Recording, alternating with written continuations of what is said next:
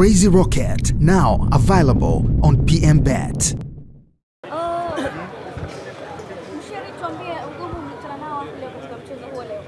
Mechi ilikuwa nzuri, mechi ilikuwa ngumu kama ilivyo kawaida ya Al Ahly, ni timu kubwa, kwa hiyo lazima muwe na discipline pale ambapo mnakutana nao.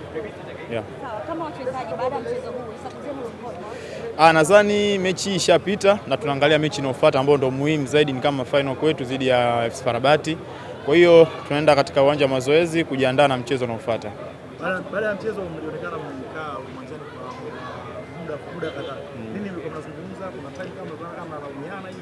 Nini mlikuwa mnazungumza? Ile ni mentality winning kwa na sasa hivi ni kawaida yetu, kila baada ya mechi lazima tukae kati na mwalimu na kuongea na kujua tunaelekea wapi na tumetokea wapi. Kwa hiyo ile ni kawaida yetu kwa sasa. Hakuna alikuwa analalamika labda? Na hapana. Ile ni mentality ya winning. Kwa hiyo watu wakiwa kwenye tempo ni kawaida. Kuna time nilikuona umemkuta Dickson Job pale wakati mchezo unaendelea. Kuna maelekezo ulikuwa unampa, pengine nini ambacho ulikuwa unamuelekeza Dickson Job? Ni swala la kimchezo zaidi na kumpa tahadhari, kwa sababu mtu ambaye anacheza kwa upande wake ni mtu ambaye ni mzoefu, kwa hiyo ni kumpa tahadhari tu. Matumaini hapo? Inshallah ndio malengo yetu inshallah.